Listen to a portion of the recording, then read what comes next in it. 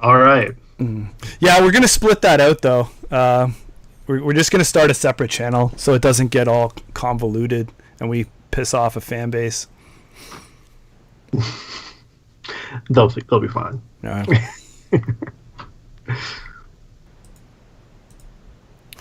All right, let it pre-roll. Ready? Here we go. Oh. Yep. Just wait for the notification, right? I don't know. It says that it's live. Apparently, it is live. We should be good. Man, maybe I just started the whole thing with a cuss word. If it got in there.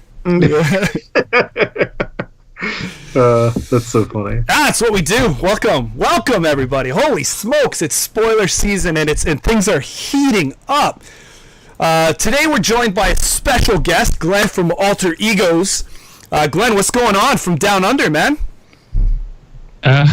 Not a lot. Just trying to keep warm in the winter weather. So you guys got it good up in the summer months. So excited to be here internationally. So it's always great to see collaboration, from across the globe. So hope you guys are doing well over there in the States. Yeah, well, one of us in the States. Are you up in Canada? Yeah. Well, only when I come on here do I talk with my American accent to fool everybody. Right, Corey? That's correct, eh? Yeah. Good job. Yeah. I wear these baseball caps here, and it looks like I'm moving around. Yeah, Glenn, so, why don't we start off here? I know everyone's probably on fire just to see the spoiler and disconnect, but why don't we draw this out a little bit, and you should pump your stuff, because you're doing good things, man. So where can people find you if they enjoy the thoughts, that you provide around this spoiler? We run a podcast. It's on Podbean, so you can search us up there, or on Apple Podcasts. We're also a part of the Discord, the Marvel Champions Community Content Discord, so you can join us there to chat with us directly. But I think I'm as eager as anyone to see what this spoiler is.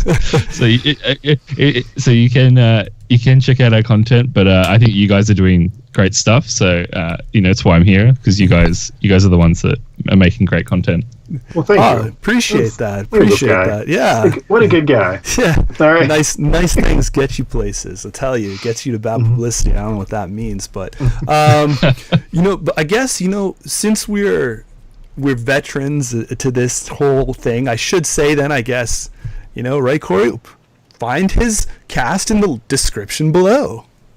There you go. Yeah. In the description below. And of course, it's not there, but I will put it in later because I just thought of it now. That'd probably be a good way to link people over there. So it will be there. If you're watching it live, it's not there because I don't really know what to put in those descriptions. Until I think of things like this, it comes to me. So our whole content creation team of people have got a release schedule. You can see it right there. If you can't, it's around. So it looks like this week is a full-packed week of spoilers. We have been graced, thanks Evan, for throwing a Hawkeye spoiler towards us. So quickly to recap, we're talking about the Clint Barnes set. Spend an action, one resource of any type. Search your deck and discard pile for Hawkeye's bow. Add it to your hand. Shuffle your deck. Limit once per phase. Pretty straightforward. Yep. On the back side, we have the Hawkeye himself, and in the back of Corey's frame. This quick draw action, exhaust Hawkeye, ready Hawkeye's bow. Seems awesome. Those aren't the spoilers that you've came for, though. All right, so here it is. Dropping, unveiling the curtain. Boom, we've got the card number 3 of 15. This is the new Mockingbird ally card. This is a 3-cost ally with 2 thwart, 1 attack. And it does 1 damage. 2 attack. 2 attack. 2 and 2. And it does 1 damage per use on a 3 hit point. So we have an Avenger and a shield trait. Interrupt. When the villain initiates an attack against you, spend 1 resource of any type and return Mockingbird to your hand. Prevent all damage from this attack. Woo! That's a doozy. Initial impressions, Glenn. This is the first time you've seen it. We didn't share this with you so we can get full reaction. What is the official AE reacts to Mockingbird ally? Hit us with it, man. Well, I think, look, I'm already just happy there's another shield ally in the game. That's always, I think, a huge positive. Get those trait synergies going. She's also an Avenger, so you get that Avengers Tower discount. But the ability is really interesting. I think it's a bit unfortunate that it only works for Hawkeye with how I'm reading that ruling. But that, that's okay. I guess it's just, I always like the cross table sort of play, but it seems nice that she's like the personal bodyguard of Hawkeye, or she's only willing to step in and help out the bro. So that's right. It's quite fun. Yeah. Heck yeah. Corey, what's your initial impressions here before we got to we queued up some card synergy, you and I, as we did 4 weeks of prep work for this episode. Yeah, all the prep work. So my initial reaction is I love it. Some of the things that like immediately come to mind. Of course, it's like when a villain is attacking against you. Hawkeye kind of has a similar vibe to Black Widow, where they're very frail. I mean, 9 hit points. You really want to stay in Hawkeye form to really maximize damage output. So giving you almost kind of like a shield that. Yeah, shield. Pun. That she can kind of block an attack for you and kind of like take care of you not taking any damage, especially from some of the beefed up villains. But some of the cool things I really dig about this is you spend the resource of any type, so it can either come from your hand or from a generator. She goes back to your hand after she does it. So she's actually, if you spend from your hand, she's effectively replacing that card, and you can keep, recurring her that way if you want. Or if you spend it from like a generator and she goes to your hand, you've now gained an extra card, and she's a wild symbol. So she could help turn on certain triggers or increase your hand size a little bit going into the next hero phase to help play something a little bigger with a little more setup. She just seems to have a lot of really cool versatility that you can play around with. Yeah, I mean that was one of the things that jumped out at me too. I was like, really cool to see the use of a wild resource here, and basically what you can do, and it's not 100% apparent like that, is trade resources, right? Like you can just have a generator resource down that we'll get to, say a set example of one in a bit, but you're just trading a resource for maybe something that you need, like you said, to activate a certain board state. We haven't seen a full flush of the rest of what Clint has to offer yet, but I mean that's kind of neat in itself, right? Like bounce it back up. I've just prevented all damage from my attack, and as an added bonus, now I can use that as a resource for something else. So that's kind of neat. Yeah, and I think Dagger, is that the name of the other ally I think Miss Marvel had that could actually reset himself? So she's she's definitely not a chump, right? She's a 2/2 with 3 health, which is solid ally stats, and for 3, that's pretty good value. And the fact that you can get 2 good uses out of her of either thwarting or dealing damage, and then you can pick her up with her trigger and then replay her, and then she just reloads and she's ready to go again. So she kind of has her own built-in reset if you're willing to reinvest the resources back into her after she's prevented damage for you. Mm-hmm. Any other thoughts or ideas come to your mind, Glenn, as you checked it out? Yeah, I was thinking, because I'm pretty sure with the rules you can't run both versions of Mockingbird in the one deck. Right. So correct. There's no shenanigans there. I was trying to be like, oh, could you bring her back, play the other version, stun? But you need another player to do that for you. I totally agree with what you're saying. It's 2/2's a great stat line, and the ally in She-Hulk's deck, Hellcat. I really liked the recursion there, and particularly with Avengers Tower, once you could play it for 2, was always a really good steal on value. So Mockingbird here being the same thing, where you get the tower discount, You can run 4 allies that are Avengers. There's a lot of great synergies, and like you said, there's even resource advantage that you could leverage, provided he has generators or like things like enhanced physique or reflexes to kind of get that additional hand size for wilds. Yeah, absolutely. I definitely like this kind of. I definitely prefer her to the red dagger, right? From that. That's it. Yeah, it's red dagger. From that perspective of returning this to my hand and paying to put that ally down again, right? I think this one is a lot more versatile and just a lot cooler. Is it fair to say? Yeah, I'm okay with it. Yeah. I mean, you're the Miss Marvel guy, so yeah, you can say it. Well, I mean, sometimes, that's the interesting piece of sometimes when these allies are built into their set, right? Like you can't do anything with it because you have to take that, those 15 cards to start with. So we did touch on some of the combos we can do. One of them you can see here is the helicarrier, always great. You're gonna keep replaying her. Yeah, right. If you are going to jump into some of that recursion, then you don't want to pay full price every time. So helicarrier, pretty much a staple in decks since the start. And then Glenn, you did touch on Avengers Tower. Exhaust, reduce the next Avenger ally you play this phase by 1. Again, another way to jump out and support. Which I'll chime in here, which is important to note because it's a big difference between her and her old version.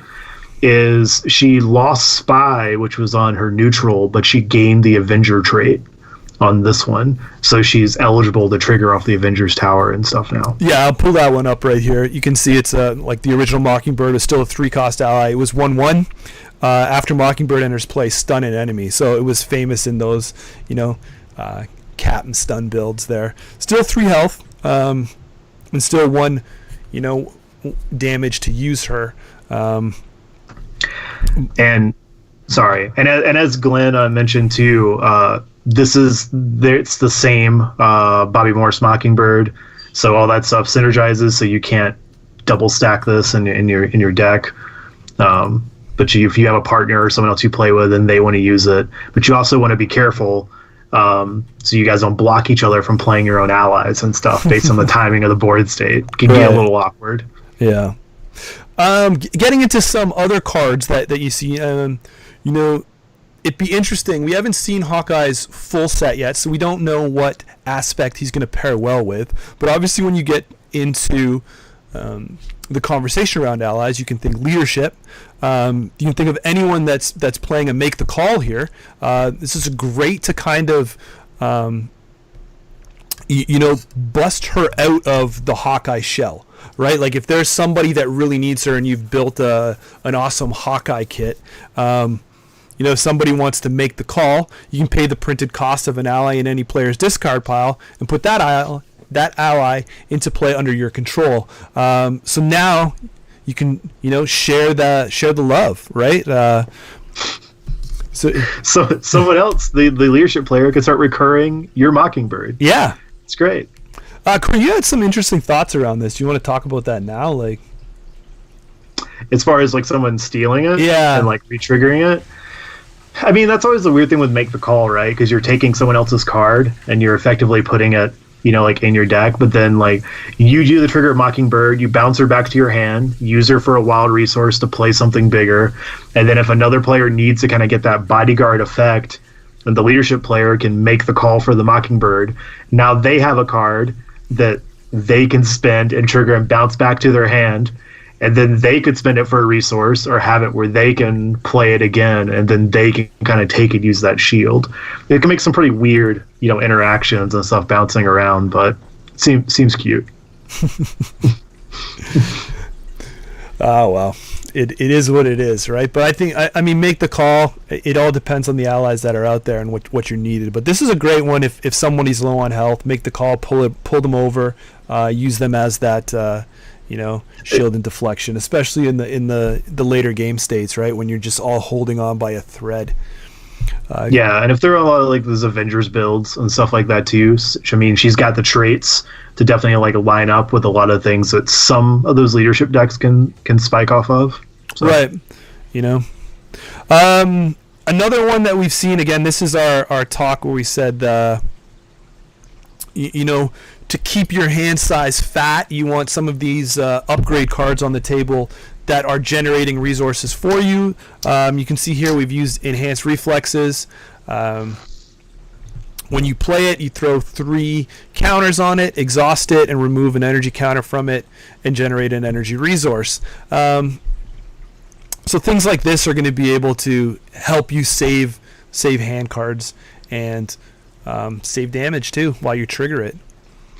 Yeah, because you can spend 1 resource of any type to use her ability, and since we've also already seen this effect on Hawkeye's, you know, like regular form, you know, it seems like him having resource generators might be an interesting thing to consider in his deck. I don't think we've seen anything that's specifically suited, you know, like it wants you to spend this type of symbol in order to trigger an effect yet. That could be coming soon, or he may just be like wide open based on, you know, whatever aspect you pick with him, and then you can kind of plan your neutral resource generators accordingly. Yeah, it's neat. Neat. So, but I don't know. Like, I mean, you know, I've been pretty vocal on here about though. So yeah, so I mean here. I get my cameras, you know, I forget this opposite image. Here's the, you know, the spoiler for those people that joined late, and as we're cycling through options, this is the Mockingbird spoiler that we have unveiled. But I'm not a huge somebody who loves allies, right? So I do recognize the value of the cards, and when the build comes for it and takes it, I do play it. Glenn, what about yourself? Like, where do you feel that, you know, is this one of the more powerful allies that you've seen? Is this something that you're super excited to just get a hold and try? Is this, or can you take it or leave it? I don't know if I can take it or leave it. I think it's always fun to see what a signature ally brings to the game, because they're so restricted in when they will hit the table. It's only when you choose that hero that you can experience that ally. So I actually think it's probably more important that those signature allies have memorable abilities or really fun in regards to the signature set that they come from. I'm much more interested in them than the allies that we see in the aspect pools. But I think it's just because maybe we're getting quite a high concentration of allies that they just often become, because the common play pattern is that you use them and then chump block.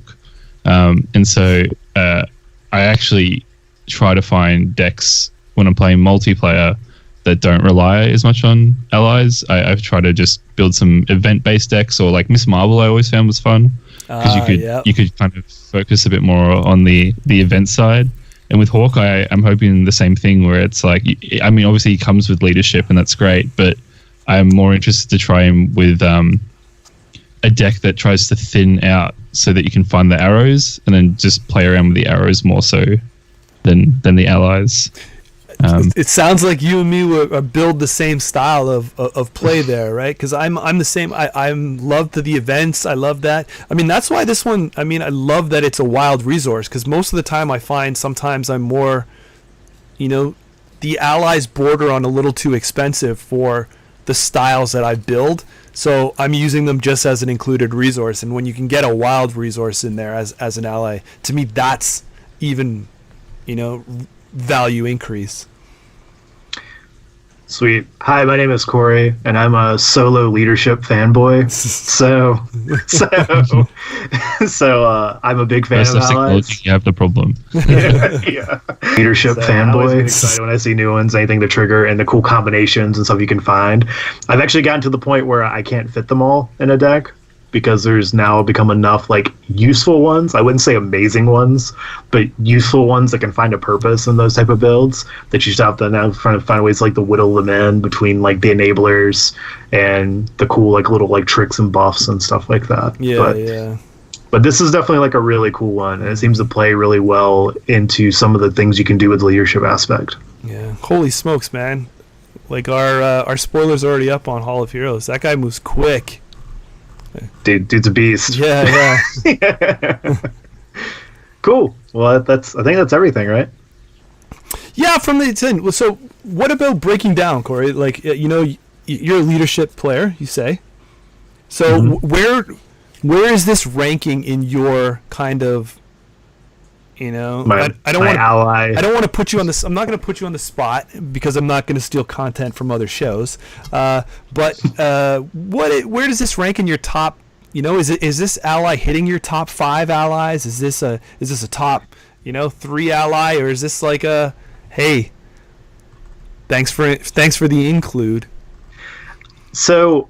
My initial impression of where I think the versatility of this ally, like where I think she has a lot of effects, and the fact that she's statted really well, she's priced like right where I want them. She seems to rank really high for me. I think there's a lot of really cool situations and stuff that like her effect is really cool, and some different ways you can use her. So I'm a fan. I think it's a pretty sweet card. Glenn, is this a standout ally for you? Can you think of would it rank in your top 5 allies or?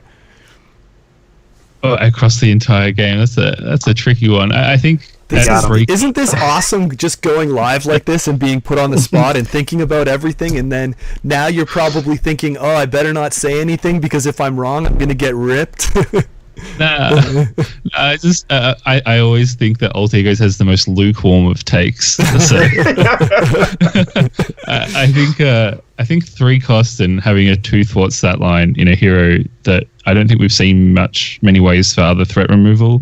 It's going to be a standout. I think within his deck, regardless of what you're playing, just because for the extra 4 to 6 threat removal. Usually here it sounds like it'd be 4, and then you just pitch her back to hand to stop all the damage. It's interesting. It's really strong against overkill, is what I've been thinking about. Rhino charge was always a problem because you chump block and you'd still get punished, but she kind of gets around that. So I think she's definitely in the top 20% of allies. There you go. It's a good way to put it. No, that's a really good call out though with the overkill. That didn't cross my mind initially, but yeah, that's huge because that's usually the allies just get ran over and you still get punched in the face, but she's just like, whoa, calm down. And then it's that outside the box thinking why you should go and listen to the AE podcast, Corey. See, it's a good lukewarm bit of advice. Yeah. Get that on the t-shirts. Let's go critique this card now, and tear it apart. Do you think it's good for the game that we're kind of seeing a power creep on the Mockingbird? Like, I don't know what Mockingbird version 3 is going to be like, but we're already moving up the stats here. And what are your thoughts on, like, for how for how big the Marvel universe is, man, like, were you kind of bummed to see another Mockingbird? Like, I mean, for me, I think it's like a different way to take that character, to see it kind of like progress and like grow a little bit from being just like a generic ally to actually having her like side with someone. And it also like can give another reason for people who may not be that excited by Hawkeye. I mean, Hawkeye is, it's kind of a polarizing hero. Like, some people think he's like super cool and some people are just like, oh, cool, Hawkeye. So to be able to give like something that like hits pretty solid or like, draws a lot of attention in his kit can make people maybe consider playing it or trying him out a little bit more when they may not initially have been that thrilled to do so. Anybody that was a fan of the Bourne Legacy is a Hawkeye fan for sure. But so to me, when I come and see this, this style of play, yeah, I think it's a little bit interesting, but I do kind of wonder, right? It's almost like I honestly don't know, and to try and be, critical about it. We are a podcast. I just don't want to come here and praise everything. We want to get down to the nitty gritty sometimes on this stuff, but I don't know. It doesn't make me feel all warm and fuzzy when, like, I would rather see the character pool keep growing and my choices all over, right? Like, I already have a Mockingbird that I can put in any deck I want, so, was it a problem? Like, was the design space, do you guys feel that Mockingbird is so powerful that you have to make a choice between two Mockingbirds and that's why they did it? I think the thing I would think about, I'm not as familiar with the comic Hawkeye, but I like, for instance, I quite like that Kate Bishop is leadership and not the signature ally, because I think they'd have two similar sort of effects with the arrow stuff going on. So I think offering something a bit different within his kit makes him a more approachable hero. Whether it had to be Mockingbird or not, I'm not too familiar with what the comic connection is there. My understanding is that they did have a run together, and so it seems like a natural include. I think, in a way, it's a nice way to tie off the first cycle and say, here's something from the core set again, but moving forward, here's some allies, here's some heroes and allies probably that you've never seen before, as opposed to keep coming back to the core set. Because I think Spider-Woman's that same sort of thing where it's kind of like a reminder of, like, you've seen this character before, here they are in a new sort of context. So maybe they're just trying to keep that thread going, at least until after the Rise of Red Skull. I really like that take. I mean, the idea of the fact that it is true that these are kind of like characters that we saw in the base set, and then they kind of bring them kind of to the end, to like the bookend of that first cycle. It's an interesting way to, maybe like a good reason why they picked like these individuals to redo and to kind of give them a little like jolt and power level, right? Because this Mockingbird definitely feels like better than the previous Mockingbird. Tons. And then Spider-Woman became a full playable character, so it's been like a nice like progression with some of these people. And you've also seen the reverse, right? You've seen some of the people who've been hero cards become allies as the cycle's gone on. So it looks like they've kind of focused on trying to give you different versions or like different sides of a lot of these characters based on how you want to play the game or the types of heroes you like to play the game with. Yeah, and maybe that's, again, like a hidden thing that they've tried to do is overall, from a cycle perspective, tell a story, right? Like an evolution of not just a character, but, it's like as you're playing along different things, you could sew your own story, right? Like Mockingbird was just this character here, and now her and Clint are going together to fight, Red Skull and the Hydra stuff, right? Like they're doing their thing over here. So it could be from a story perspective, a narrative perspective, to drive that kind of stuff home. It could be, to me, I feel like it's an easy design win to not have that ability included in this set, right? Like we've already seen, we can assume that his arrows are going to have certain abilities, right? So if you were to pair, say a stunning arrow with Mockingbird, are you just redoing the whole stun lock thing, right? Or kind of thing. So they've taken and neutralized that card to be able to put in the deck here or to be on the table at the same time, right? So yeah, that's actually not a bad way to look at it too. Just kind of prevents something they felt like could be a troublesome scenario. So yeah, who knows? We'll find out as we get more stuff revealed, which is coming up quite quickly. Yeah.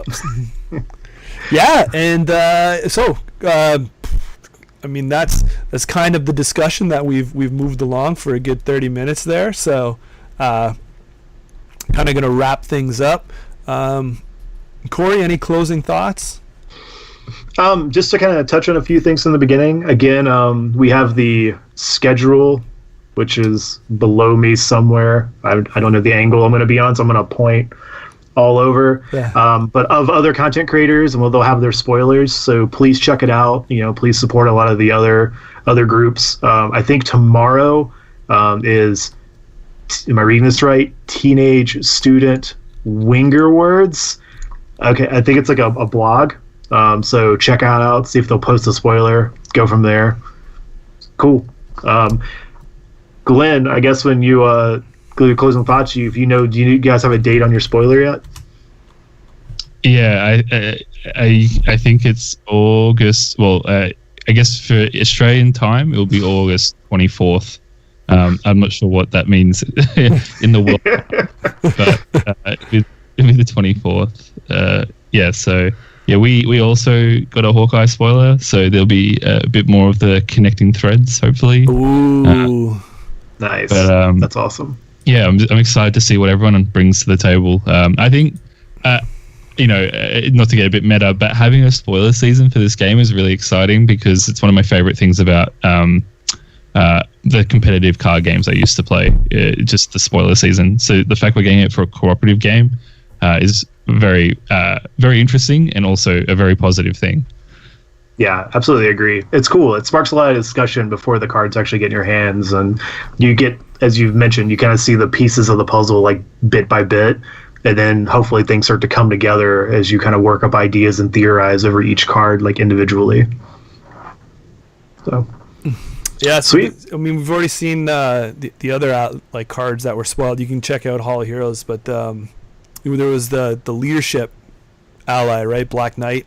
So, I'm sure we will see other allies pop up since this is a big, quote unquote big box set. So who knows? Guys, thanks for tuning into Bad Publicity. We really appreciate it. Again, soak it up while you can, while the stream is here, or keep watching it again and again. We encourage it. Help us out with, likes, subscribes, and also make sure you go check out Alter Egos. Glenn is doing a phenomenal job putting out content from the Australian perspective. Or what did you like to call it? The lukewarm? the most lukewarm of takes. So go grab yourself a lukewarm take. Glenn, why don't you have final say and use these minutes to pimp out how people can find you anywhere, throw out some web addresses, and just go to town. Whatever you want to sell now. There's nothing to sell. Like I said, you're getting a cold cup of tea basically. We're on Podbean, and I don't even know the URL, but if you just look up Alter Egos Marvel on any podcast, you'll find us. Probably Facebook is another way to integrate. We have a Facebook page that is relatively active, and people do get involved there. But I would just flip it around and say, I'm here because you guys, been making content for years now, and so. It's always great to tune in when you guys go live, and I really hope you guys keep going with this stuff because it's always fun. You've had 2 spoilers now for the game, lots of discussion, 2 solid design interviews. So you guys have got the hot takes. That's where it's at. Thanks, man. Yeah, thanks. Yeah, we try. People come here for the uncut, unedited, raw take on FFG life. It is Alter Egos Marvel Champions.podbean.com, and I'll put that down below once this renders up, so you can find them, and you'll be able to go there and grab all 10 episodes. And you're at a dime now, eh? Holy smokes, man! Where does the time go? So go over there and find him on all the socials. Find him inside the Marvel Discord. Check out his Twitters and give him good follows. We really appreciate what everybody's doing. But Glenn, thanks for joining us, man. Thanks for coming on and sharing this epic ally drop on Bad Publicity. it's great to be part of that raw experience you were talking about. So, yeah, thanks everyone. No problem, man. Awesome. All right, all. Thanks a bunch. Have a great night and enjoy the rest of the spoiler season as we steamroll along. Hail Hydra.